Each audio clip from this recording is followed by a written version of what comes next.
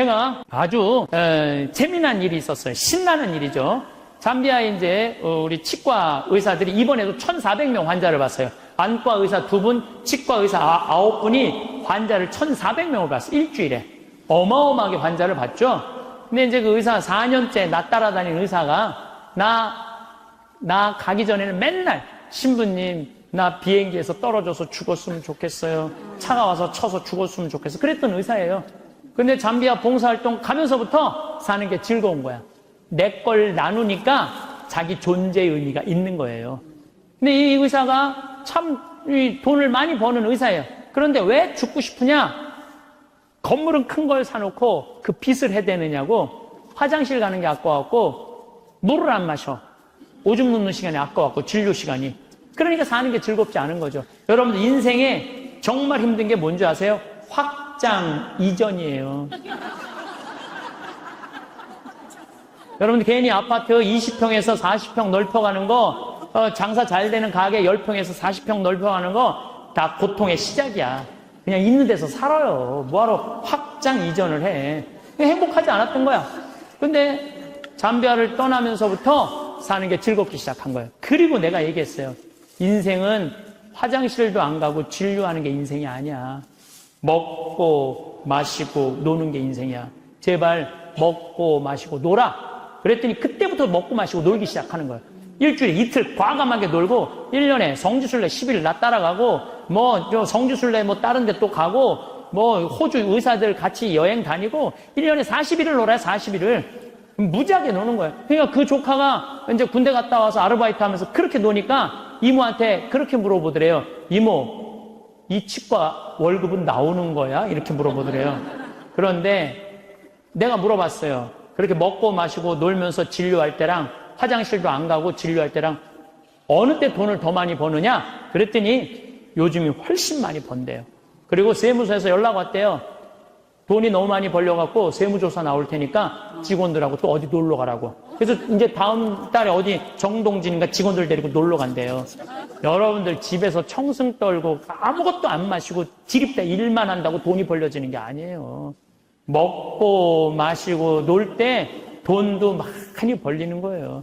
우리 생태마을 요즘 다 망한다고 그러잖아요. 우리 생태마을은 작년에 매출액이 45억이었는데 올해 50억이야. 50억. 얼마나 청국장 가루 깻잎 많이 팔리는지 몰라요. 하루에 2천만 원씩 팔려. 하루에 2천만 원씩 요즘. 내가 사장인데 내가 사장이 뭐 할 것 같아? 맨날 먹고 마시고 노는 거. 맨날 먹고 마시고 노는 거. 직원들 줄 거 다 주고 아끼지 않아요. 줄 거 다 주고.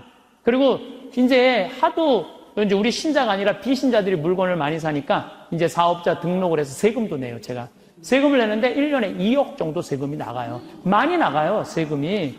그럼 우리 국장이 신부님 왜 세금이 너무 많이 나가는데 현금은 신고하지 않아도 된다는 거예요. 그런 게 어디 있어? 현금도 다 신고해. 현금도 다 한 푼도 빼지 말고 다 신고. 야, 내가 신부로 사는데 왜 머리 복잡하게 살아?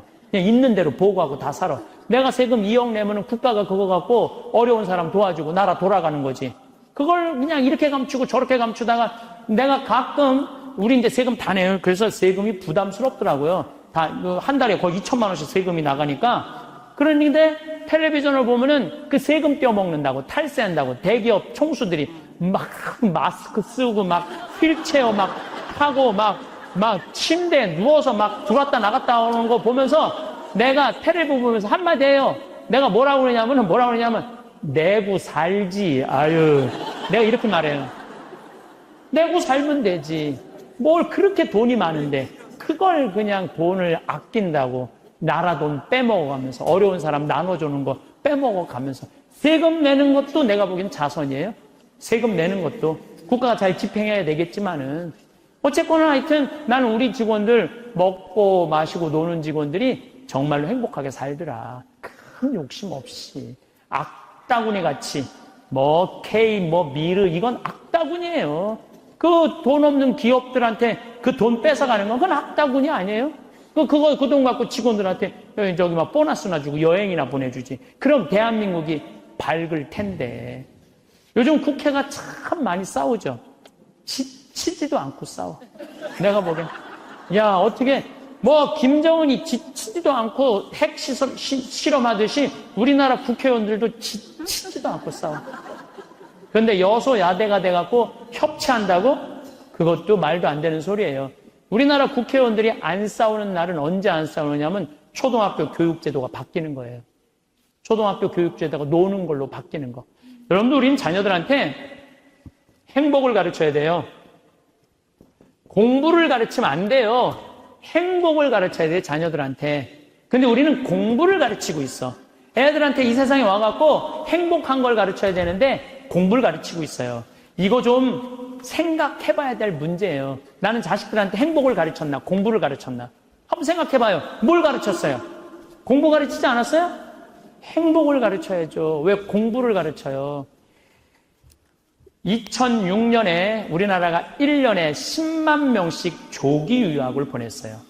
2006년에 그때 조기 유학 붐불었어요. 얘네들이 딱 10년 지났어요. 결론이 나와 있어요. 지금 조기 유학 다 실패했어요. 90%가 다 실패했어요. 그러면은 초등학교 4학년, 5학년 애가 조기 유학을 떠나.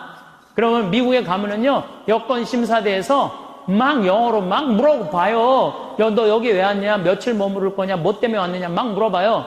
그것도 한국말로 물어봐요? 영어로 물어봐요. 그럼 초등학교 4학년 애가 당황스러울 것 같아? 안 당황스러울 것 같아요? 당황스럽죠. 그리고 미국에 딱 가갖고 수업을 하면은요, 아무리 한국에서 영어 공부 열심히 잘해도 못 알아들어요. 얼마 동안? 1년 동안 못 알아들어. 걔가 무슨 죄를 졌다고 1년 동안 말도 못 알아듣는 데서 고생을 해야 돼? 그리고 여러분들 인종차별, 여러분들은 잘 모르지만은 저는 정말로 외국을 많이 다니면서 확실하게 인종차별 느껴요. 신부인 난데도 아주 농담하는 애들 많아요. 너 뭐하러 혼자 사느냐? 막 하느님이 네 뭐 애인이냐? 막 이래가면서 웃기지도 않게 인종차별해요, 걔네들이. 그럼 초등학교 4학년 애가 그 인종차별을 다 겪는 거야. 그러면은 한국에서 걔한테 유학 한번 보내려고 그러면 9.11 테러 이후부터 미국은 외국인을 공립학교에 받아들이지 않아요. 다 어디에 들어가야 되냐면 사립학교에 가야 돼. 사립학교는 중학교, 고등학교 1년에 4천만 원, 5천만 원이에요. 등록금이. 1년에요. 1년에 4천만 원, 5천만 원이에요. 3년에 5천만 원이 아니고 기숙사비 3천만 원이에요. 방학이 4번인데 거기 못 있어요. 부모 없으면은 한국에 들어왔다 나갔다 해야 돼. 그러면 얘는 혼자 간 애는 계속 들어왔다 나갔다 해야 돼요. 그럼 비행기 값 1,000만 원이야. 그럼 1억이 나가야 돼요. 유학 보내면은. 그럼 우리나라 대기업 연봉 1억이거든요. 1억이면은요, 아버지는 아무것도 안 쓰고 얘한테 다 보내야 돼. 아버지는 아무것도 안, 아버지도 먹고 마시고 놀아야 되는 사람인데 그걸 못 하는 거예요. 그냥 자식하고 마누라 보내면은요, 더 아무것도 못 해. 그러니까 친구들도 하루 이틀 같이 놀아주는 거지. 저녁 같이 술도 못 먹자고 그래요. 내가 기러기 아빠들이랑 술 많이 먹었어, 옛날에. 먹어보면 그 얘기를 하면은 정말로 가슴이 아파요. 그러면은 하루 이틀 그러다가 이제 혼자 술집에 가는 거야. 혼자 술집에 뭐 장미 뭐 이런 데 가면은 그 아가씨가 아유 사장님 외로워 보여 이렇게 말하면은 내 마음을 알아주는 여자는 이 여자밖에 없구나. 그래서 뭐해? 사랑에 빠지는 거예요. 그걸 남들은 바람 핀다고 그러지. 네. 그래서 바람 피는 거예요. 혼자 외로우니까. 인간은 어쩔 수가 없거든요. 그 시간에 집에 들어가갖고 아이하고 아내하고 해주는 거 맛있게 먹고 마시고 놀았으면 그 사람 바람 안 폈을 거예요. 대기업의 부장 정도 올라갈 사람이면 열심히 산 사람이니까. 그렇죠? 그러면은 애는 학교 가갖고 언어 안 돼, 인종차별 당해. 엄마는 또 미국 가갖고 애 학교 가면은 심심하잖아요. 거기서 또 놀고 있는 또 멀쩡하게 생긴 남자하고 또 외로우시겠어요, 사모님. 그럼 거기서 또 이제 또 바람 피고. 아빠는 한국에서 바람 피고 엄마는 미국 가서 바람 피고 애는 인종차별 언어에 갖고 정신 우울증에 걸리고 그런 일이 벌어진다니까요. 한두 집이 아니라니까요. 뭐를 위해서 애를 유학을 보낸 거예요? 뭐를 위해서? 다 집안 풍비박산 만들어 놓고. 그러니까 애한테 공부를 가르치면 안 된다니까요. 행복을 가르쳐야 돼요. 우리가 뭐를 해서 행복한지. 그래서 10년 동안 간 애들 중에 정말로 한국에도 아니고 미국에도 아닌 애들 많아요. 이건 아무것도 아니야. 대학 졸업하고 유학을 가면요, 얘 심지라도 있어요. 대학 졸업해서 유학 가는 애들. 근데 초등학교, 중학교 때 가는 애들은 심지도 없는 애들이야. 내가 한국인지 미국인인지 구분도 안 되는 애들이야. 그래갖고 적응 안 되면은 중학교에 가면은 유학 온 한국 애들, 말 안 통하는, 영어 안 되는 애들끼리 모여요. 모여서 노래방 가고 한국 드라마 보고 술 먹고 담배 피고, 정말로 이 아이의 출세를 위해서, 이 아이의 미래를 위해서 유학을 보냈는데 아버지도 바람피고 엄마도 바람피고, 이런 집이 한두 집이 아니라니까요. 너무너무 많은 거예요. 이런 집이. 성공하는 비율은 10%밖에 안 된대요. 10%밖에. 그러니까 90%는 다 망가지는 거야. 그래갖고 이제 한국에 돌아오면은 집안이 완전히 망가진 거야. 애는 집에서 나가지도 않고. 왜냐하면 유학이라는 건 갔다 왔는데 대학을 졸업한 것도 아니고 한국에서 취직되는 것도 아니고, 그러니까 아무것도 못하는 거야. 그래서 나한테 와서 신부님 얘 좀 고쳐달라는 거야. 자기가 10년 동안 망가뜨려 놓고 나한테 1시간 만에 고쳐달라는 거야. 아, 내가 안수하면 손에서 아무것도 안 나오는데 뭘로 고쳐 내가. 그런데 이제는 1년에 10만 명씩 받은 게 이제는 3만 명밖에 안 가요. 왜? 실패한 게 결론이 났으니까. 나는 그러지 말자는 거예요.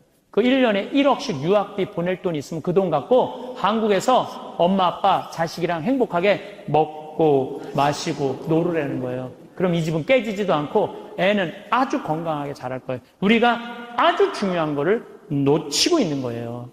별거 없어. 인생이 뭐 그렇게 복잡해? 그리고 여러분들 출세, 그것도 해봐야. 난 텔레비전 보면서 출세하는 거 한맛도 안 부러워요.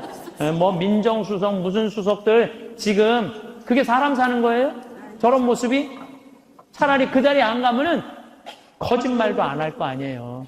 그 자리에 가면 어쩔 수 없이 거짓말하고. 어떻게 보면 여러분들이 훨씬 행복한 분들이에요. 여러분들은 거짓말 일이 뭐가 있어? 누가 돈을 갖다 줘야지 안 받았다고 그러지. 누가 돈을 갖다 줘야지 안 받았다고 그러지. 네, 참. 자, 그렇다면은 30살에서부터 60살은 행복하냐, 대한민국에? 자, 이 30살에서부터 60살은 저는 인생의 황금기라고 생각해요. 여러분들, 여행은 가슴이 떨릴 때 가야지 다리가 떨릴 때 가면 안 된다니까요. 근데 이때 가야 될 때야. 가야 될 때야. 그런데 자식 공부시킨다고, 자식 출세시킨다고 나는 안 먹고 안 마시고 안 놀아. 30년 동안 그랬어. 그럼 이 사람은 30년 동안 껍데기 인생을 산 거예요. 자기 인생 산 거 아니에요. 자식만을 위해서 살았다고. 나는 자식 하나 잘 되면은 엄마의 기쁨이라고 그러는데, 그것도 옛날에 45, 46까지 살 때 얘기예요. 이제 여러분들 120살 살면은요, 자식이 90이 돼버려요. 그 자식 출세하는 거 여러분들 행복하고는 아무 상관이 없어요. 70살, 80살 된 자식하고 90살, 100살 된 여러분들하고 아무 상관이 없어요. 어떤 아버지가 딸을 공부를 잘 가르쳐놨어. 서울대학을 졸업하고 삼성에 취직을 했어. 근데 이 딸이 잘난 척하고 남자 알기를 우습게 알고 시집을 한 거고 혼자 사는 거야. 아버지는 딸이 시집 가갖고 손자도 좀 안겨주고 좋은데 시집 가갖고 자기 호강도 시켜주기를 바랬는데 이게 혼자 사는 거예요. 설날 왔어 딸이. 그래서 아버지가 한마디 해요. 너 뭐가 부족했어? 시집 안 가고 혼자 살고 있느냐고. 제발 시집 좀 가라고. 네가 학벌이 부족하냐, 미모가 부족하냐, 뭐가 부족한데 시집을 안 가냐고. 그랬더니 딸이 아버지를 보고 한다는 소리가, 아버지 답답한 소리 하지 말라고. 요즘 시집 가는 게 얼마나 힘든지 알아요? 뭐가 힘들어? 넌 부족한 거 없어. 다 갈 수 있어. 그랬더니 아버지 한심한 소리 하지 말라고. 아버지 대통령도 못 간 시집을 내가 어떻게 가? 생각해보니까 대통령도 시집도 못 가고, 시집만 못 가. 요즘은 아주 그냥 처지가 아주 곤궁하게 됐잖아요. 뭐 그래 또 아버지가 질 수가 있어? 그래서 한마디 더 해요. 그래? 그렇다면은 네가 그렇게 시집 안 가고 혼자 살 거면 너도 대통령이라도 좀 해보라고. 아버지도 좀 최순실처럼 호강 좀 해보게. 그랬더니 딸이 아버지 보고 한심한 눈으로 쳐봐도 한마디 더 해요. 아버지 답답한 소리 하지 말라고. 뭐가 답답한 소리야? 아버지가 대통령을 했어야지 나도 해볼 거 아니냐고.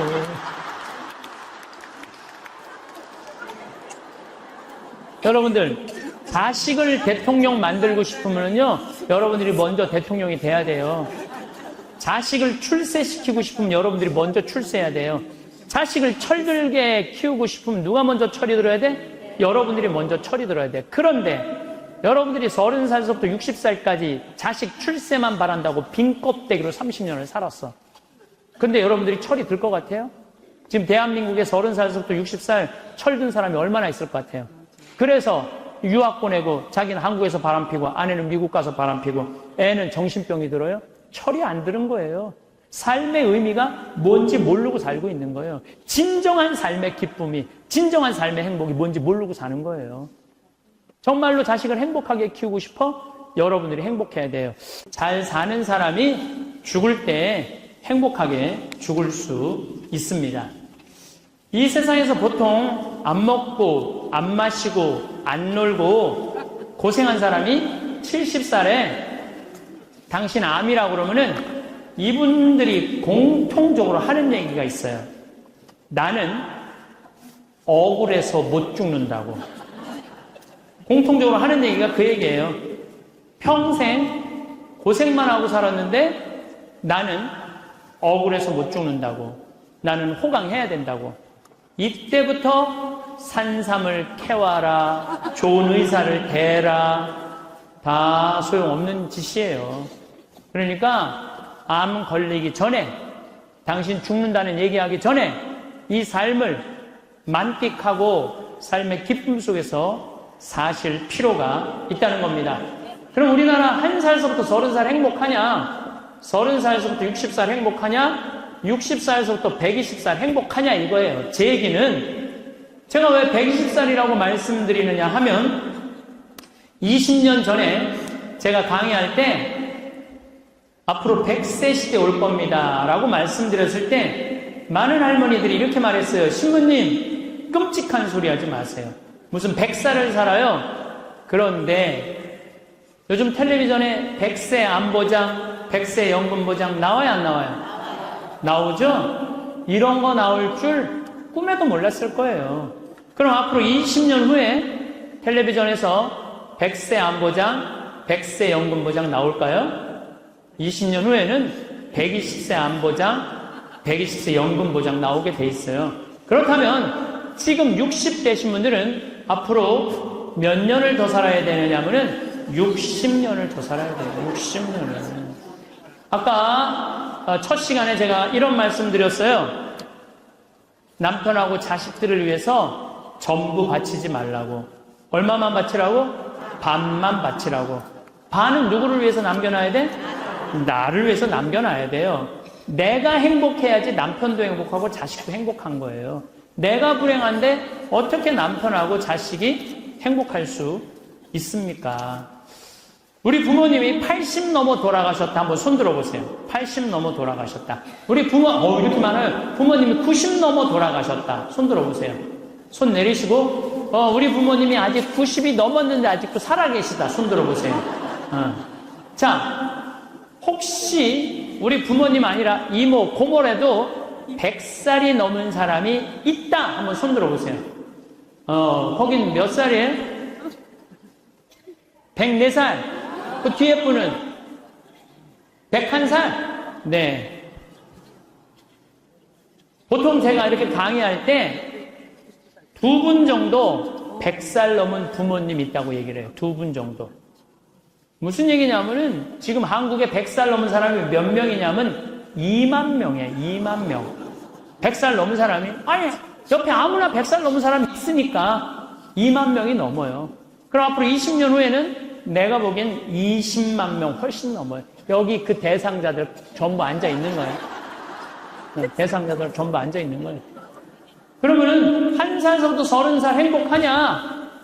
1살서부터 30살은 뭐 해야 되는 나이냐면은 엄마 아빠 중요한 건 친구들하고 먹고 마시고 놀아야 되는 나이예요. 여러분들 사람이 되려면 책상 안에서 공부를 해야지 사람이 되는 게 아니에요. 사람이 되려면은 친구들하고 어우러져서 뛰어놀아야지 사람이 돼요.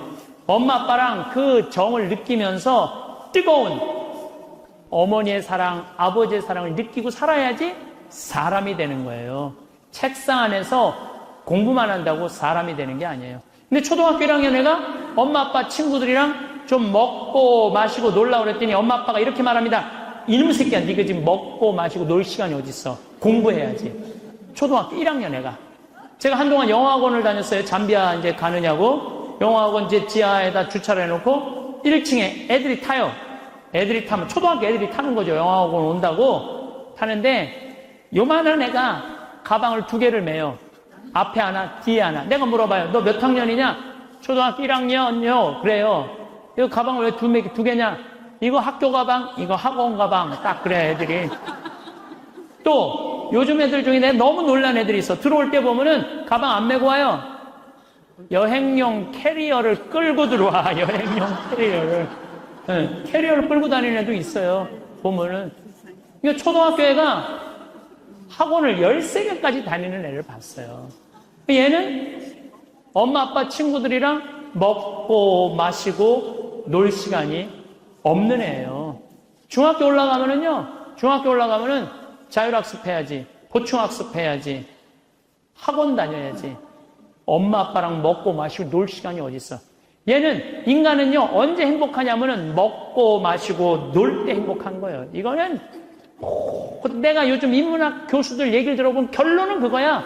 먹고 마시고 놀 때 행복하다고. 근데 너는 나중에 행복해. 넌 지금 나중에 행복하려면 지금 먹고 마시고 놀지 말어. 그래갖고 먹고 마시고 놀지 못하게 해요.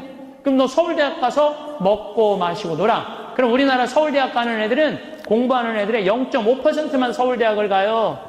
99%는 서울대학 못 가요. 99%는 가지도 못할 서울대학 때문에 20년 인생을 다 날려버리는 거예요. 얘네들은 먹고 마시고 놀지 못하는 거예요. 그래서 얘네들 안에 뭐가 없느냐면 기쁨이 없어요. 얘네들 안에 뭐가 없느냐면 행복이 없어요. 친구가 있어야지 사람은 행복한 거예요. 친구가 없는 사람은 판단력이 떨어지게 돼 있어요. 친구가 없는 사람은 정보가 취약할 수밖에 없어요. 그 부모로부터 받은 후광 외에는 아무것도 없었던 거예요. 지금 와서 보니까. 여러분들 자식들도 정말로 답답하게 키우고 싶으면은 계속 학원 보내면 돼요. 예. 그러면은 우리 대통령 같은 모습으로 나중에 변할 거예요. 그러니까 제일 중요한 거는 먹고 마시고 노는 거예요. 그럼 얘가 30년 동안 30살 이후부터 너 행복해야 돼. 그래서 30살부터 얘가 삼성에 취직해갖고 행복할 수 있다고 생각하세요? 우리말에 이런 말이 있어요. 먹어본 놈이 먹고 놀아본 놈이 논다고. 먹고 마시고 노는 것도 아무나 먹고 마시고 노는 게 아니에요. 먹고 마시고 놀 줄 모르면은 얘는 나중에도 행복할 수가 없어요. 우리 생태 마을은 직원이 40명이에요. 40명. 40명인데 우리 생태 마을은 정말로 대우가 좋아요. 첫 월급이 210만 원이니까. 첫 월급 210만 원, 조금만 한 1년, 2년 근무하면 230, 40, 50, 대리급만 돼도 300, 과장급도 한 350, 부장급만 되면 400이에요. 웬만한 회사 못지 않아요. 예, 보너스도 많이 줘요. 보너스도. 그리고 4년 전에는 우리 직원들 전부 데리고 유럽 여행 갔다 와서 1억 들여서, 직원들 1억 들여서, 이번 내년에도 1월 달에 호주, 뉴질랜드 1억 들여서 또 데리고 가. 나는 직원들한테도 나중에 잘 안 해줘요. 언제 잘해줘? 지금 잘해줘. 지금. 잘해주려면 지금 잘해줘요. 네.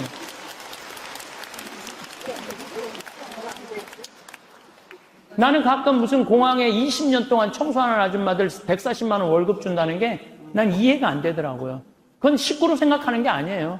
우리 집에 와서 일하면은 내 식구인데 적어도 우리 집에서 일을 하면서 인간의 품위는 유지하고 살아야 될 거 아니에요.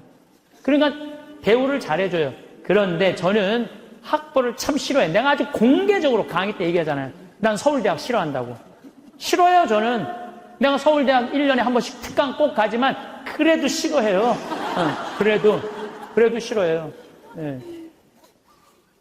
그래서 우리는 학벌을 따지지 않아. 직원 채용할 때. 서울대학을 나왔든 유학을 갔다 왔든 이대를 나오든 연대를 나오든 일반 대학을 나오든 중학교를 나오든 고등학교를 나오든 초등학교를 나오든 첫 월급은 똑같아. 다 210만 원이에요. 아무리 잘났어도 210만 원, 아무리 못났어도 210만 원. 거기서부터 내가 평가하겠다는 거예요.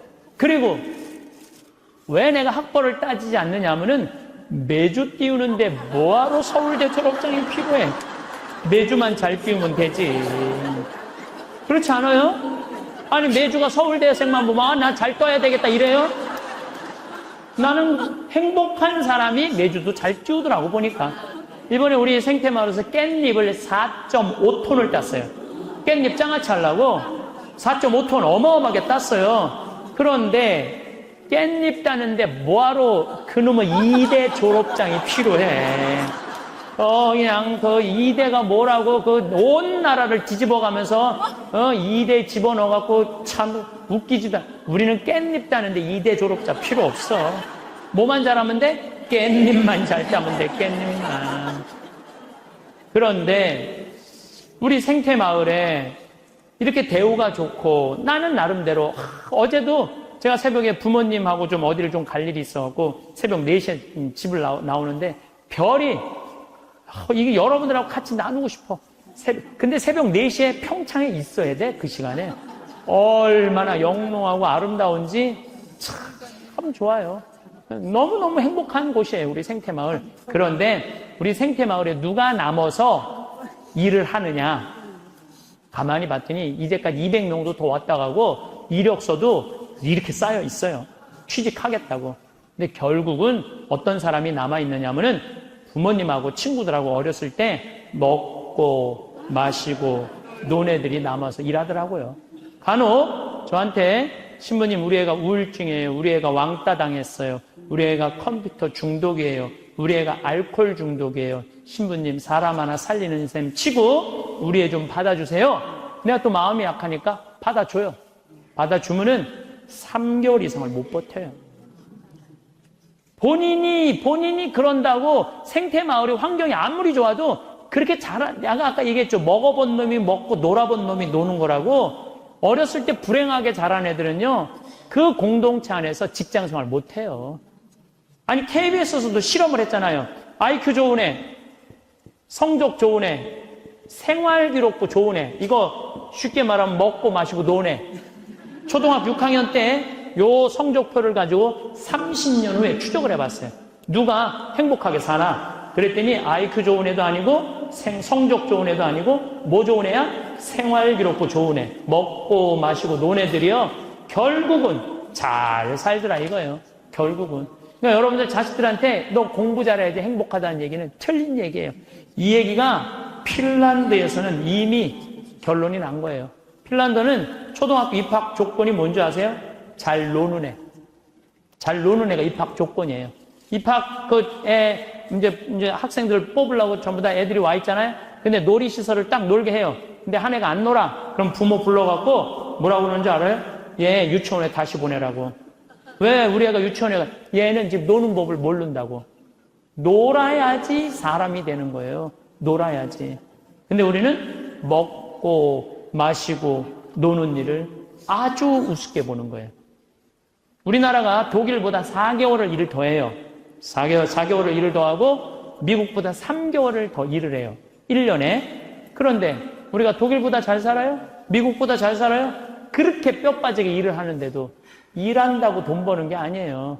여기 이 세익스피어가 아주 재미난 글을 썼어요. 중년에게 주는 9가지 교훈이라는 글을 썼어요.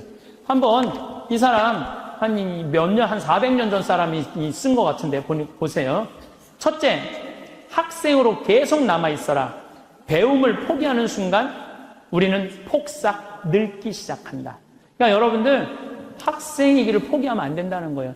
끊임없이 배워야 돼. 애만 배우는 게 아니야. 여러분들 배우셔야 돼요. 공부도 하고. 저는 제가 30살에 환경공학을 공부했어요. 얼마나 좋은 공부였는지 몰라. 내가 다닌 학교는 나는 아주대학 산업대학원을 다녔어요. 그런데 요즘 대학원 조금 돈이 좀 들어가서 그렇지 많아요. 가면은 뭐 내가 빵점도 받고 그랬지만은 그래도 석사학위도 받았어요. 공학 석사학위도 아주 재밌어요. 그리고 40이 돼갖고 글 쓰는 거 배웠어요. 글 쓰는 거 배워갖고 이 책도 지금 5권인가 책 냈잖아요. 얼마나 좋은지 몰라요. 요즘은 내가 유튜브를 통해서 정말 많이 배우고 있어요. 배우니까 참 재밌어요, 사는 게. 그러니까 여러분들도 배우는 걸 포기하시면 안 돼요. 둘째, 과거를 자랑하지 마라. 옛날 이야기밖에 가진 것이 없을 때 당신은 처량해진다. 삶을 사는 지혜는 지금 가지고 있는 것을 즐기는 것이다. 이거 셰익스피어도 똑같이 말했어. 지금 가지고 있는 것을 즐기는 거야. 지금. 그러니까 뭐 나중도 생각하지 말어. 옛날도 생각하지 말어. 지금 오늘을 즐기면 되는 거예요. 있는 돈 갖고 나중에 쓰려고 그냥 쥐고 있지 말고 쓰세요. 내가 쓰라는 건 사치하라는 게 아니에요. 돈도 규모 있고 멋있게 쓸 수 있거든요. 쓰는 법도 나는 배워야 된다고 생각을 해. 세 번째, 젊은 사람과 경쟁하지 마라. 대신 그들의 성장을 인정하고 그들에게 용기를 주고 그들과 함께 즐겨라. 이것도 참 좋은 얘기 같아요. 그래서 나는 우리 여주에 우리 젊은 신부님들 계속 많이 초청하고 있어요. 함께 같이 하자고. 근데 참 젊은 신부들이 같이 있으면 참 좋아요. 저는 우리 생태마을의 부관장 모임을 한 달에 한 번 꼭 해요. 출신 부관장 신부님들. 그 신부들이 싫어할 수도 있지만은 한 달에 한 번 젊은 신부들을 모이면은 내가 모르는 것 너무너무 많이 알려줘요. 그들과 함께 즐길 수 있는 것만 해도 좋은 거죠. 넷째, 부탁받지 않는 충고는 굳이 하려고 마라. 늙은이의 기우와 잔소리로 오해받는다. 이것저것 챙겨나지 말라는 거예요. 우리 어머니가 그런 거 참 잘하는데 챙겨나지 말라는 거예요. 다섯째, 삶의 철학으로 삶을 철학으로 대체하지 말아라. 삶을 살으라는 얘기예요. 로미오가 한 말을 기억하라. 철학이 줄리엣을 만들 수 없다면 그런 철학은 지워버려라. 삶을, 현실을 살으라는 얘기예요. 괜히 개똥 철학하지 말고. 여섯째, 아름다움을 발견하고 즐겨라. 약간의 심미적 추구를 게을리하지 말아라. 그러니까 제가 이번 주 이선이 대전 공연이에요. 서울의 공연을 보니까 없더라고. 우리 평창은 대전이나 서울이나 거리가 똑같아.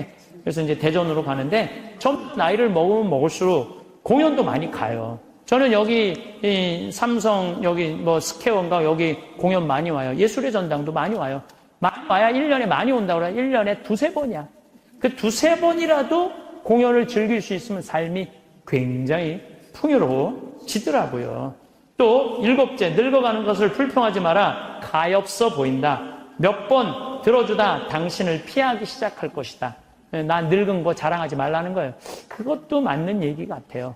늙은 거 누가 뭐 알아주기는 해요. 아무도 안 알아주죠. 나이 먹은 거 자랑 아니야, 내가 보기에는. 그리고 나이를 먹으려면 곱게 먹어야 돼. 나이값을 해보면서 늙어가야지, 나이값도 못하고 나이만 디립다 먹으면 그게 뭐가 자랑이에요. 그래서 이것도 내가 이제 다음 강의 때 이 얘기 할 거예요. 나이값 하라는 얘기를 다음 강의 때 얘기할 거예요. 여덟 번째, 젊은 사람에게 세상을 다 넘겨주지 말아라. 이건 뭐냐면 재산 주지 말라는 거예요. 그들에게 다 주는 순간 천덕꾸러기가 될 것이다. 여러분들 아까 제가 말씀드렸죠? 자식하고 남편한테 다 주지 말고 얼마만 주라고? 반만 주세요. 항상 오늘부터 마음도 반만 주세요. 다 주지 말고. 두 딸에게 배신당한 리어 왕처럼 춥고 배고픈 노년을 보내며 두 딸에게 죽게 될 것이다. 이 리어 왕이라는 이 셰익스피어 이 작품을 읽어보면 굉장히 재밌어요. 딸들한테 자기 왕권을 다 넘겨줘요. 왕권 넘겨준 딸 때문에 이 사람 죽어요. 왕이 결국은. 그러니까 여러분들도 자식들한테 다 넘겨주지 마세요. 여러분들의 인생을 사세요. 아직 여러분들 한참 남아있거든요. 아홉 번째, 죽음에 대해 자주 말하지 마라. 죽음보다 확실한 것은 없다. 인류 역사상 어떤 예외도 없었다. 확실히 오는 것을 일부러 맞으러 갈 필요는 없다. 삶을 탐닉해라. 그때까지 삶을 먹고 마시고 즐겨라. 이 얘기예요. 먹고 마시고 즐겨라. 우리는 살기 위해 여기에 왔노라. 즐겁게 살라고 여기에 온 거라는 얘기예요. 그러니까 이 30부터 60까지 여러분들은 나는 자식을 위해서 아무것도 안 한다. 이런 생각하지 말라는 거예요. 내 삶을 살아가라는 거예요. 8만 원 갖고 평창에 오란 얘기예요. 뭐 돈이 비싸기를 해. 큰 돈이 들어. 그게 아까워갖고 벌벌벌벌 떨지 말라는 얘기입니다. 그러면 60살서부터 120살은 행복하냐? 60살서부터 120살 나는 자식한테 바라는 거 하나도 없어. 나는 보상 심리가 없어. 이거 다 거짓말이에요. 자식한테 왜 바라는 게 없어요? 얼마나 많이 바라는데요. 자식이 용돈 안 갖다 주고 전화 안 하고 찾아오지 않으면 섭섭하다고 얘기합니다. 여기 있는 분들 다 그렇게 얘기해요. 얘기 안 하는 분들 거의 없다고 보면 돼요. 그런데 여러분들 60살서부터 120살까지 어떻게 자식이 60년 동안 효도를 할 수가 있어요? 그게 가능하다고 얘기 그런 생각 드세요? 나는 60년 동안 효도 받아 먹을 거야. 60살서부터 120살까지. 이거는 있을 수 없는 얘기예요. 그리고 늙어서 자식이 효도하면 행복하고 자식이 효도하지 않으면 불행하고.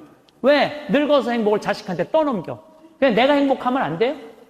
왜 자식한테 그걸 힘든 걸 넘겨요?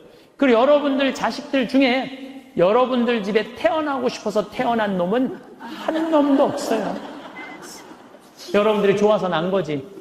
그러니까 뭘로 끝내야 되냐면 키운 걸로 끝내야 돼. 그런데 보상 심리가 있어요. 내 자식이 의사야. 그러면 내 주머니에 돈이 1,000만 원 있어도 이 할머니 절대 너 돈으로 가서 안 사 먹어. 뭐라고 그러냐면 왜 내가 내 돈 주고 사 먹어? 잘난 의사 있는데 나는 의사 아들이 와서 사줄 때까지 나는 기다릴 거야. 기다려. 1년이고 2년이고 기다려. 의사 아들이 와서 사줄 때까지. 근데 여러분들 자식이 무슨 무당이야? 막 수술하다가 엄마가 오늘 갈비 먹고 싶어 하네? 내가 가서 갈비 사줘야지. 전화해요. 엄마, 내가 막 수술하다가 생각이 나는데 엄마 오늘 갈비 먹고 싶었지? 내가 오늘 가서 사줄게. 라고 전화하는 자식은 대한민국에 단 한 명도 없습니다. 지금 70, 80 된 나 갈비 먹고 싶은 거 누구만 알아? 나만 알아요. 여러분들 이걸 아셔야 돼요. 여러분들은 자식 생각밖에 없지만 자식은 여러분들 생각 없어요. 그건 확실합니다. 왜냐면 이게 실험의 결과가 나왔어요. 어떤 실험을 했느냐면 요즘은 사랑의 감정을 촬영할 수 있대요. 그래갖고 할머니들한테 젊은 자식들 사진을 보여주고 뇌파 촬영을 해보니까 막 그냥 뇌파가 난리가 아니라는 거예요. 자식 사랑의 감정 잘된 자식은 좋아갖고 막 난리고 못된 자식은 그게 안타까워갖고 막 난리가 아니라는 거예요. 그러니까 여러분들은 지금 자식 보면은 뇌가 막 진동을 해. 사랑의 감정이. 그런데 자식한테 늙은 엄마 사진을 보여주고 뇌파 촬영을 해보니까 아무 반응이 아니라는 거야. 내가 이거 KBS에서 봐서 KBS에서 의사들이 실험하는 거를. 그러니까 여러분들은 자식 생각하는 거하고 자식이 여러분들 생각하는 거하고는 이건 차원이 달라요. 차원이. 정말 생각 없어요. 저도 어머니 아버지 86, 84살이에요. 그런데 내가 막 신부됐을 때 어머니 60이었을 때 어머니가 그랬어. 늙으면 죽어야 된다고.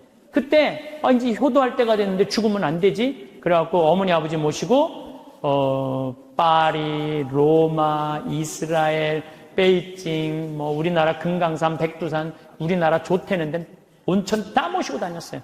왜 모시고 다녔냐 하면 죽는다니까. 빨리 보여줘야 될 거 아니야. 죽기 전에 5년 동안. 근데 요즘은 어머니가 늙으면 죽어야 돼 그 소리 하면 막 화가 나요. 왜 화가 나냐면 그 얘기한 지 24년이 지났어. 24년. 죽을 기미가 안 보여요. 요즘 어떻게 잘 드셔서 그런지 완전히 얼굴이 새색시 같아. 새색시. 얼마나 이쁜지 몰라. 그러니 죽겠어요? 안 죽어요. 그럼 24년을 내가 효도를 할 것 같아요? 5년 하고 끝났어요, 나도. 5년 하고. 요즘은 나 강의 막 다니다 보면 한 달 동안 한 번도 생각 안 할 때 있어요. 한 번도. 근데 어머니는 아침에 일어나고 제일 먼저 나 위해서 묵주기도 20단 한대요. 하루 종일 아들 생각하는 거지. 집에 가보면 온통 내 사진이야, 그냥. 온통 내 사진. 그런데 놀라운 건 우리 사제관은 어머니, 아버지 사진 하나도 없어요. 하나도. 그런데 나만 그렇겠어요. 여러분들 자식들 먹고 살기 바쁜데 생각 안 해요. 그러니까 이제 내 인생의 주인공은 누구라고 생각하면 돼? 나라고 생각하면 돼. 그러니까 내가 지금 갈비 먹고 싶은 거 누구만 알아? 나만 알아. 그럼 누가 사줘야 돼? 내가 사줘야 돼. 누구 돈으로? 내 돈으로. 무슨 돈으로? 집 잡혀서 사줘야 돼요. 집 잡혀서. 그런데 우리나라 노인이 지금 700만 명이에요. 65세 이상이. 그러면은 부부가 산다고 하면 350만 세대죠? 350만 세대 중에 집 잡혀서 주택연금으로 사는 세대는 3만 5천 세대에 지금. 그럼 100명 중에 1명만 연금으로 사는 거예요. 자, 나 65세 넘었다. 한번 손 들어봐. 65세 넘었다. 왜 손 안 들어? 여기 지금 다 내 눈에 보이는데. 이렇게 많아. 자, 손 내리세요. 자, 이 중에 나 정말로 집 잡혀서 연금으로 생활하고 있다면 손 들어보세요. 지금 한 분, 두 분, 그러니까 제 말이, 세 분, 네 분, 제 말이 맞아요. 지금 여기 한 1000여 분 있는데 거의 100명 중에 한 명만 집을. 그런데 이 집 잡혀서 사는 분과 집 안 잡혀서 자식한테 물려주겠다는 분하고 삶의 질은 또 달라요. 집 잡혀서 한 달에 150만 원에서 200만 원을 받아 사는 사람들은요, 근심 걱정 하나도 없대요. 마음이 그렇게 편안하대요. 그런데 자식들 용돈 받고 집 물려줄 생각으로 용돈 받고 사는 분들은 어떤 달은 자식이 10만 원도 갖다 주고 20만 원도 갖다 주고, 우리나라 평균 용돈이 10만 원이에요. 평균 부모님한테. 그럼 20만 원도 갖다 주고 30만 원도 갖다 줘. 근데 어떤 달은 100만 원도 갖다 줘. 100만 원도 갖다 주면 이 할머니가 그 돈을 못 써요. 왜 못 쓰는 줄 아세요? 다음 달에 얼마를 갖다 줄 줄 알고 이거 홀딱 깎았어. 그러니까 계속 불안하게 사는 거야. 계속. 그럼 늘 불만 속에서 사는 거야. 내 인생의 주인공은 난데. 남한테 계속 기대고 사는 거예요. 그러시지 마세요. 내 강의를 듣고 정말로 당신 스스로 갈비를 사 먹으러 간 할머니들이 나한테 편지 많이 해요. 또 찾아도 많이 와요. 신부님 말대로 내 돈으로 사 먹어보니까 인생이 바뀌더래요. 어떻게 바뀌느냐면 더 이상 자식 기다리지 않게 되더래요. 그리고 더 이상 원망하지 않게 되더래요. 더 이상 섭섭한 거 없더래요. 그냥 내 돈 갖고 내가 사 먹으면 되지. 대신 너는 나한테 재산 끝이야. 이렇게 딱 정리가 되고 나니까 너무 편안하더래요. 그리고 남은 인생은 내가 책임질 수 있겠다라는 자신감이 생기더래요. 그래서 너무 감사하다고. 너무너무 감사하다고. 아니, 그 할머니 중에 내 강의에 딱 맞는 할머니 한 분 오셨어. 여기 여의도에 사는 분인데 개신교 다니는 분이야. 순복음교회 다닌대요. 빌딩이 3개가 있대. 우리 집에 왔는데 하여튼 에쿠스 900인가 리무진인가를 타고 왔는데 어마어마하게 좋은 차를 타고 왔어요. 예, 에쿠스가 아니라 제너시스. 그 기사를 대갖고 왔어. 근데 그러는 거예요. 신부님, 내가 40에 혼자 돼갖고 아들 셋을 키웠다는 거. 신부님 말대로 의사, 교수, 사장이라는 거예요. 근데 2년 전까지는 내가 너희들 그렇게 키웠는데 왜 나 한번 안 찾아오느냐. 맨날 원망했대요. 근데 어느 날 갑자기 내가 그러더래요. 늙어서 갈비 먹고 싶으면 지 돈으로 사 먹으라고. 왜 자식을 기다리느냐고. 근데 자기 돈으로 사 먹어보니까 더 이상 안 기다려지더래요. 섭섭한 거 없더래요. 그리고 사는 게 너무너무 즐겁더래. 내 자식하고의 이런 관계를 끊고 내 삶을 살다가 보니까 걸리는 게 하나도 없대. 그러니까 여러분들도 그렇게 사셔야 돼요. 언제까지 자식하고 엉겨서 그걸 살 수 있다고 생각하세요? 그냥 내 인생의 주인공은 나야. 내가 알아서 살아야 돼. 그래서 여러분들의 인생을 꼭 사시기를 바랍니다. 우리는 살면서 언제부터인가 행복을 다른 곳에서 찾으려 합니다. 아이들이 좋은 대학에 들어가고 좋은 직장을 구하고 결혼을 잘하면 그때서야 마음이 편할 거라고 생각합니다. 통장 잔고가 늘어나고 집이 커지고 남들이 부러워할 만한 무언가를 가져야만 비로소 행복해질 수 있다고 믿어왔지요. 하지만 정말 그럴까요? 돌이켜보면 그렇게 바라던 것들을 하나씩 이루어냈을 때도 마음 깊은 곳에는 여전히 허전함이 남아 있었습니다. 아이가 원하는 대학에 합격했을 때는 잠깐 기뻤지만 곧 취업 걱정이 밀려왔습니다. 집을 샀을 때는 뿌듯했지만 이번에는 더 좋은 동네, 더 큰 평수가 눈에 들어왔지요. 마치 목마른 사람이 바닷물을 마시는 것처럼 채워도 끝이 없는 갈증만 더해갔습니다. 특히 자녀들의 성공에 우리 인생의 의미를 모두 걸어놓는 경우가 많습니다. 아이들이 잘 되면 내가 성공한 부모가 되고 아이들이 어려우면 내가 실패한 부모가 되는 것처럼 느껴집니다. 자식을 위해 헌신하는 것이 부모의 도리라고 생각하며 내 꿈과 내 시간, 내 행복까지도 모두 미뤄두었지요. 하지만 아이들은 어느새 자라서 각자의 길을 걸어가고 정작 나는 혼자 남겨진 채 무엇을 해야 할지 모르게 됩니다. 그런데 가만히 생각해보면 진짜 행복했던 순간들은 따로 있었습니다. 봄날 따스한 햇살 아래에서 느꼈던 평온함, 오랜 친구와 나눈 진솔한 대화, 손자 손녀가 환하게 웃으며 달려와 안겼을 때의 벅찬 감동, 좋아하는 책을 읽으며 보낸 조용한 오후, 정성스럽게 가꾼 화분에서 꽃이 피었을 때의 뿌듯함. 이런 작은 순간들이 사실은 우리에게 가장 큰 기쁨을 주었던 것이 아닐까요? 행복은 어디 먼 곳에 숨어 있는 보물이 아닙니다. 행복은 바로 지금 이 순간에 있습니다. 내가 숨을 쉬고 있다는 것, 따뜻한 차 한 잔을 마실 수 있다는 것, 사랑하는 사람들과 함께 시간을 보낼 수 있다는 것. 이 모든 것이 얼마나 소중하고 감사한 일인지 문득 깨닫게 됩니다. 물론 현실적인 걱정들이 없을 수는 없습니다. 건강도 챙겨야 하고 경제적인 준비도 필요하지요. 하지만 이런 것들에만 마음을 빼앗겨 정작 중요한 것을 놓치고 있는 것은 아닌지 돌아볼 필요가 있습니다. 우리가 진정 원하는 것은 남들에게 보여주기 위한 겉모습이 아니라 내 마음이 평안하고 만족스러운 하루하루가 아닐까요? 이제는 다른 사람의 눈치를 보며 사는 것에서 벗어나도 좋을 때입니다. 자녀가 부모의 기대에 부응하며 살아야 한다고 생각했다면 이제는 그 자녀들도 자신만의 인생을 살아갈 권리가 있다는 것을 인정해야 합니다. 그리고 나 역시 나만의 방식으로 행복을 찾아갈 권리가 있다는 것을 받아들여야 하지요. 진정한 행복은 거창한 성취나 남들의 인정에서 오는 것이 아닙니다. 오늘 아침에 마신 커피 한 잔의 향기에서, 창밖으로 보이는 하늘의 구름에서, 오랜만에 들은 좋아하는 노래에서 찾을 수 있습니다. 행복은 우리가 만들어가는 것이고 우리 안에 이미 있는 것입니다. 이제 그것을 발견하고 키워나가는 일만 남았습니다. 배움과 성장의 자세, 나이가 들수록 이제 배울 것도 없고 새로울 것도 없다 말하는 분들을 종종 만납니다. 마치 인생의 모든 것을 다 경험해봤고 더 이상 놀랄 일도 없을 것처럼 말하지요. 하지만 정말 그럴까요? 세상은 매일매일 변하고 있고 우리가 아직 모르는 것들이 무궁무진하게 많습니다. 더 중요한 것은 같은 것을 보더라도 어제와 오늘의 내가 다르기 때문에 새로운 깨달음을 얻을 수 있다는 점입니다. 어린 시절 읽었던 동화책을 다시 펼쳐보면 어떨까요? 그때는 단순히 재미있는 이야기로만 느꼈던 것들이 이제는 인생의 깊은 지혜로 다가올 것입니다. 젊었을 때 스쳐 지나갔던 길을 다시 걸어보면 그때는 보지 못했던 작은 꽃들과 나무들이 눈에 들어올 것입니다. 같은 음악을 들어도 같은 영화를 봐도 느끼는 감정과 생각이 완전히 달라집니다. 이것이 바로 시간이 주는 선물이자 경험이 쌓여가는 아름다움입니다.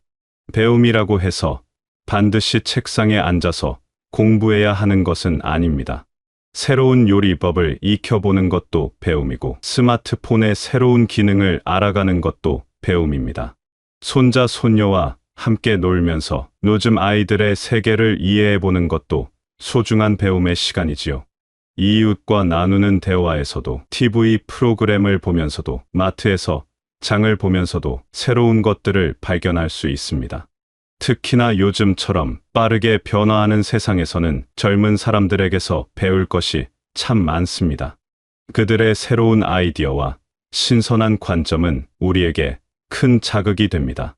물론 우리가 가진 경험과 지혜도 소중하지만 그것만으로 고집을 부릴 필요는 없습니다. 내가 살아온 세월이 얼마인데 라며 자존심을 세우기보다는 그런 방법도 있구나 하며 열린 마음으로 받아들일 때 삶이 더욱 풍성해집니다. 하지만 여기서 중요한 것은 무작정 새로운 것만 쫓아갈 필요는 없다는 점입니다. 나에게 맞는 속도로 나에게 필요한 것들을 골라서 배워가면 됩니다. 남들이 컴퓨터를 잘 다룬다고 해서 나도 억지로 따라갈 필요는 없고 남들이 새로운 취미를 가진다고 해서 나도 무리해서 시작할 이유는 없습니다. 내가 정말 관심 있고 내 마음이 끌리는 것들을 천천히 알아가는 것으로 충분합니다.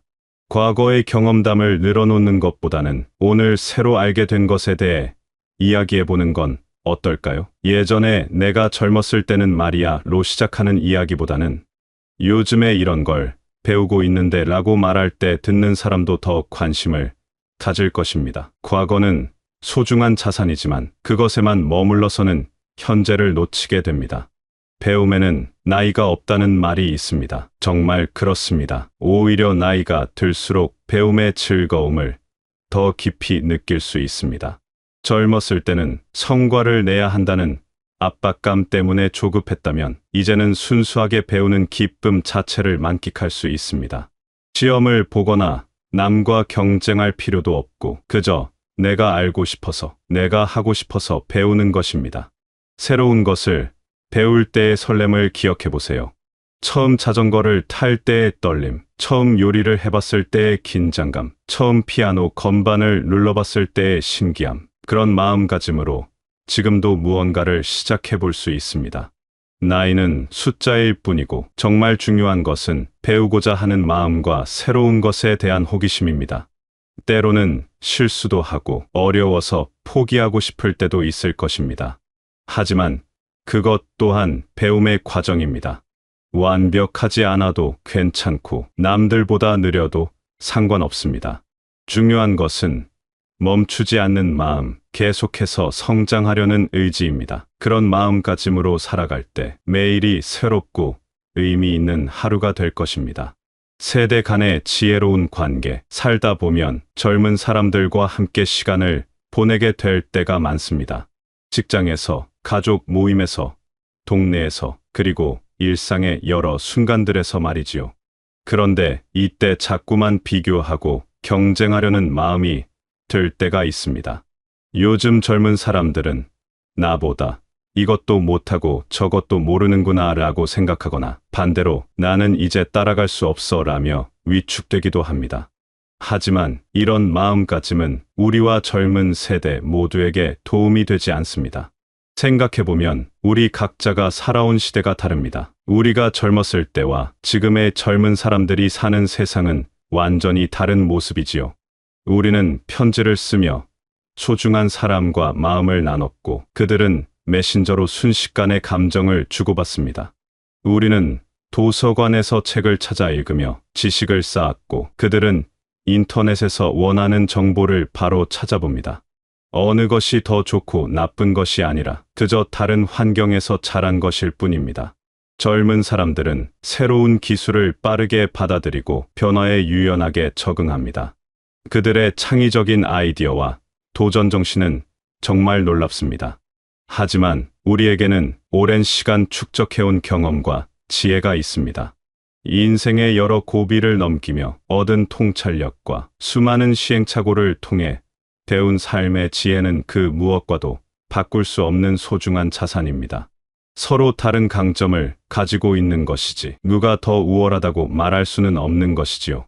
그렇다면 이런 차이를 어떻게 받아들여야 할까요? 우선 인정하는 것부터 시작해야 합니다. 젊은 사람들이 새로운 것을 잘 다룬다고 해서 우리가 부족한 것이 아니고 우리가 경험이 풍부하다고 해서 그들이 모자란 것도 아닙니다. 각자가 가진 것들이 다를 뿐이고 그 다름이 오히려 서로를 풍요롭게 만들 수 있습니다. 예를 들어 손자, 손녀와 함께 게임을 할 때를 생각해 보세요. 아이들은 게임 조작은 능숙하지만 때로는 급하게 서두르다가 실수를 합니다. 반면 우리는 조작은 서툴지만 차근차근 생각해서 더 좋은 전략을 세울 수 있습니다. 서로의 부족한 부분을 채워주면서 함께 게임을 즐기는 것, 이것이야말로 세대 간 만남의 아름다운 모습이 아닐까요? 직장에서도 마찬가지입니다. 젊은 동료들이 새로운 프로그램을 빠르게 익힐 때 우리는 그들을 부러워하거나 경쟁하려 들지 말고 대신 우리가 가진 업무 노하우와 인간관계의 지혜를 나누어 줄 수 있습니다. 이런 상황에서는 이렇게 하는 것이 좋더라는 조언이나 이 일을 할 때는 이런 점을 주의해야 한다는 경험담은 그들에게 큰 도움이 됩니다. 반대로 젊은 사람들에게서 배울 점도 많습니다. 그들의 열정과 도전 정신, 새로운 아이디어와 창의적인 사고방식은 우리에게 신선한 자극을 줍니다. 때로는 우리가 이건 원래 이렇게 하는 거야 라고 생각했던 것들을 완전히 새로운 방식으로 접근하는 모습을 보며 깜짝 놀라기도 하지요. 이런 순간들은 우리의 사고를 더욱 유연하게 만들어줍니다. 중요한 것은 서로를 존중하는 마음입니다. 요즘 젊은 사람들은 버릇이 없어 라고 일반화하거나 나이 들어서는 새로운 걸 못 배워 라고 스스로를 깎아내릴 필요가 없습니다.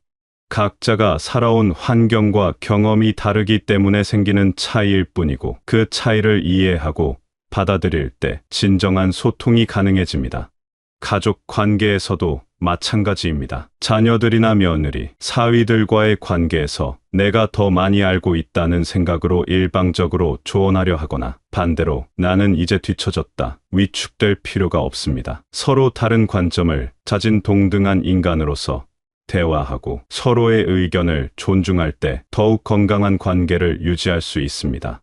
젊은 사람들과의 만남은 우리에게 활력을 주고 우리와의 만남은 그들에게 안정감과 지혜를 전해줍니다. 경쟁이나 비교가 아닌 상호보완의 관계로 바라볼 때 세대를 뛰어넘는 아름다운 우정과 신뢰가 생겨날 것입니다. 나이나 경험에 많고 적음으로 서열을 나누는 것이 아니라 각자의 고유한 가치를 인정하고 서로에게서 배울 점을 찾아가는 것. 그것이야말로 진정으로 성숙한 어른의 모습이 아닐까 생각합니다. 결국 우리 모두는 같은 하늘 아래에서 각자의 방식으로 살아가고 있는 사람들입니다.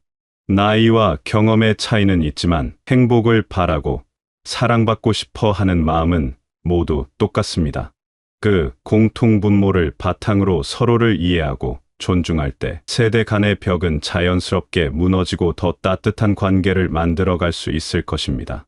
그렇다면 이제 어떻게 시작해야 할까요? 거창한 계획을 세울 필요는 없습니다. 오늘 아침 일어나서 창밖을 바라보며 오늘은 어떤 좋은 일이 있을까 하고 작은 기대를 품어보는 것부터 시작하면 됩니다. 커피 한 잔을 마시면서 그 향과 따뜻함을 천천히 느껴보고 길에서 만난 이웃과 안부 인사를 나누며 오늘 처음 보는 꽃이나 구름 모양에 잠시 시선을 머물러 보는 것. 이런 작은 순간들이 쌓여 우리 삶에 진짜 행복이 됩니다. 새로운 무언가를 시작해보는 것도 좋습니다. 늘 하고 싶었지만 이뤄두었던 일들, 예를 들어 책 한 권을 읽어보거나 오랫동안 연락하지 않았던 친구에게 안부 전화를 걸어보거나 동네 한 바퀴를 천천히 산책해보는 것만으로도 충분합니다. 거창할 필요가 없어요. 중요한 것은 내가 원하는 것, 내가 좋아하는 것을 스스로 선택하고 실행한다는 마음가짐입니다. 다른 사람들과의 관계도 새롭게 바라볼 수 있습니다. 자녀들에게는 잘 지내고 있다, 걱정하지 마라는 안심의 메시지를 전하면서도 그들이 자신의 길을 걸어갈 수 있도록 믿어주고 응원해주면 됩니다. 젊은 사람들과 만날 때는 그들의 활력과 새로운 생각을 배우려는 열린 마음으로 대하고 나와 비슷한 또래의 사람들과는 서로의 경험과 지혜를 나누며 동반자가 되어주면 됩니다. 실수를 하거나 완벽하지 않아도 괜찮습니다. 오히려 그런 모습이 우리를 더 인간답게 만들어줍니다. 어제 못했다면 오늘 다시 시도해보고 오늘도 안 된다면 내일 또 해보면 됩니다.